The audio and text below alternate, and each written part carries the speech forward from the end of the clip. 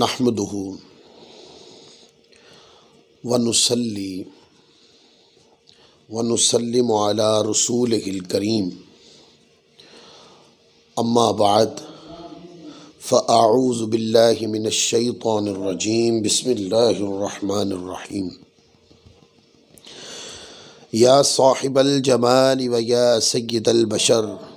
من وجہک المنیر لقد نور القمر لا يمكن الثناء كما كان حقه بعد از خدا بزرگ توئی قصہ مختصر وأحسن منك لم تر قط عيني وأجمل منك لم تلد النساء خلقت مبرأ من كل عيب كأنك قد خلقت كما تشاء بلغ العلا بكماله كشف الدجى بجماله حسنت جمیع خصالہ صلو علیہ وآلہ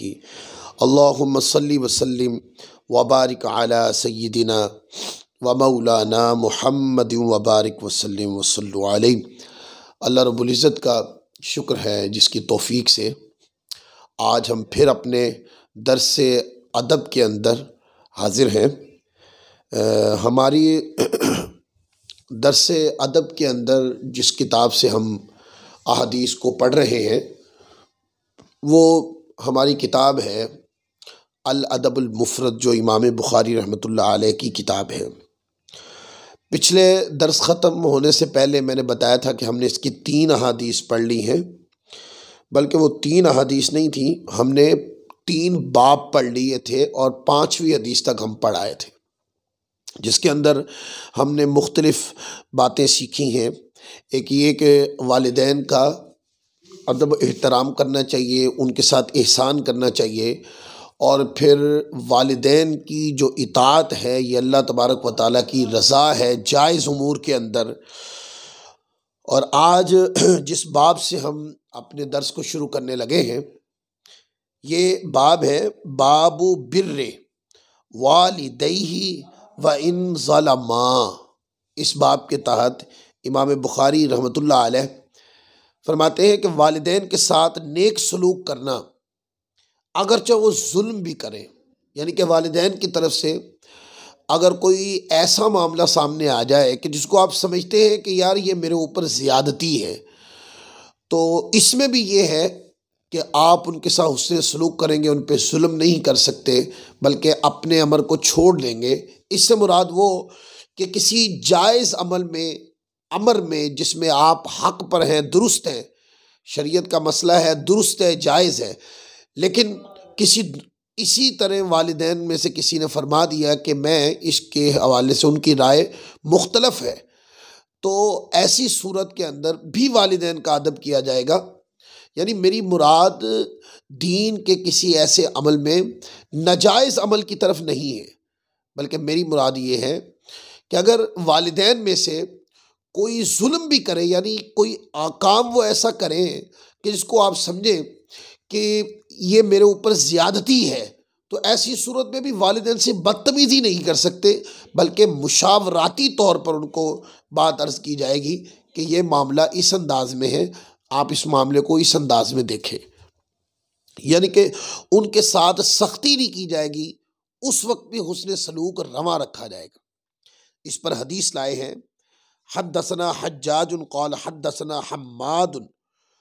هو ابن سلمة عن سلیمان التیمی عن سعید القیسی عن العباس قال ما من مسلم له والدان مسلمان یصبح الیہما محتسبا الا فتح له اللہ ما بین یعنی من الجنة وإن كان واحدا فواحد وإن أغضب أحدهما لم يرضى الله عنه حتى يرضى عنه قيل وإن ظلماه قال وإن ظلماه أو كما قال النبي صلی اللہ علیہ وسلم۔ حضرت ابن عباس رضی اللہ تعالیٰ عنہ روایت کرتے ہیں کہ فرماتے ہیں کہ جس مسلمان کے والدین مسلمان ہوں اور وہ ان والدین کے ساتھ صبح ثواب کی امید کے ساتھ کرے تو اللہ تعالیٰ اس کے لیے 2 دروازے کھول دیتا ہے، یعنی جنت کے، اور اگر والدین میں سے ایک ہو تو ایک دروازہ، اور اگر اس نے ان دونوں میں سے کسی کو غضب دلایا تو اللہ تعالیٰ اس سے اس وقت تک راضی نہیں ہوگا جب تک وہ اس کے والدین اس آدمی سے راضی نہیں ہو جاتے۔ آپ صلی اللہ علیہ وآلہ وسلم نے سے عرض کیا گیا، اگرچہ وہ والدین اس یعنی اولاد پر ظلم کرنے والے ہوں، فرمایا اگرچہ وہ اس پر ظلم کرنے والے ہوں، یعنی کہ اگر والدین کی طرف سے کوئی ایسا عمل سامنے آ رہا ہے کہ جو آپ سمجھتے ہیں کہ جو درست نہیں ہے،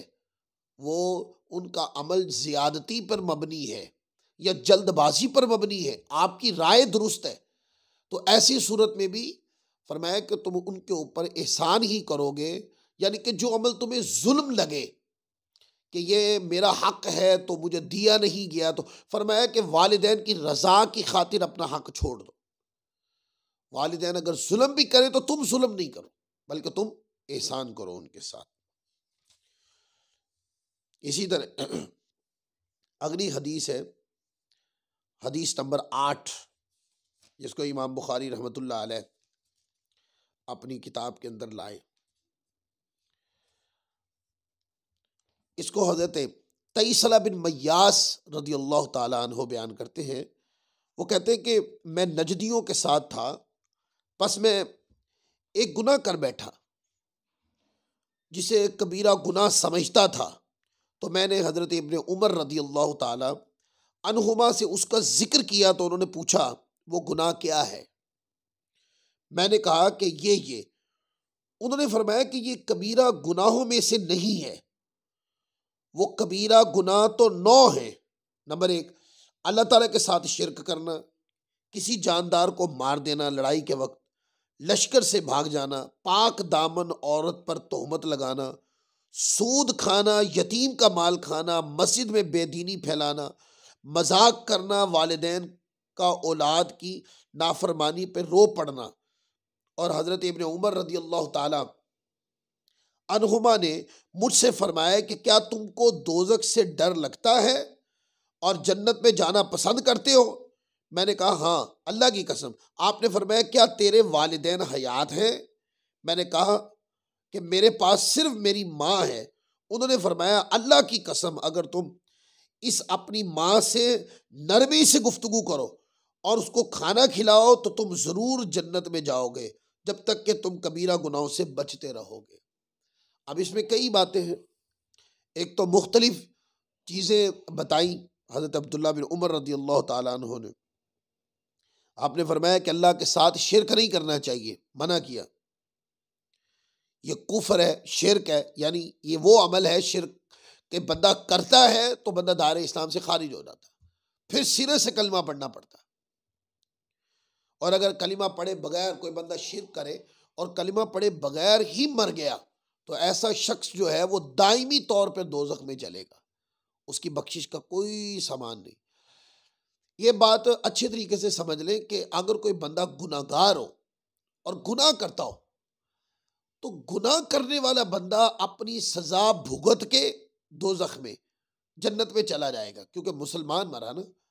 ہو سکتا ہے کہ گناہ گار شخص جو ہے، چاہے گناہ کبیرہ ہی کرنے والا، گناہ کرنے نہیں چاہیے، یہ میں اس لیے نہیں کہ گناہ کرنے کی ترغیب کے طور پر، واللہ ایسی بات نہیں ہے، میں ترغیب نہیں دلا رہا ہوں بلکہ ترغیب کر رہا ہوں، ڈرا رہا ہوں اس بات سے، بس فرق سمجھا رہا ہوں کہ کوئی بندہ کافر مر گیا ہے، اس کی بخشش دائمی طور پر اب نہیں ہوگی، اللہ تبارک و تعالیٰ اس سے ناراض ہے،